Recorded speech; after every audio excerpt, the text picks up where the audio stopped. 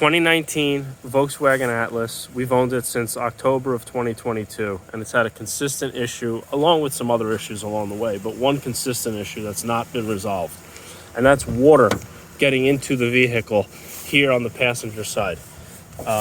So this water is coming from here. I'm sure the longer I hold this, you'll start seeing the drips. But basically what has been done thus far to try and resolve this. So it went to the dealership and they ran a drain clean tool through all the drains and discovered that the rear drains were capped. So they removed the cap, allegedly tested it, sent us on our way and said it was fixed. Not much longer later, I noticed it was still leaking. So then I got my own drain tool and then I sent it into the drains and realized that this particular drain, I could only get about a foot of the way in, and it felt like it was hitting a kink in the line.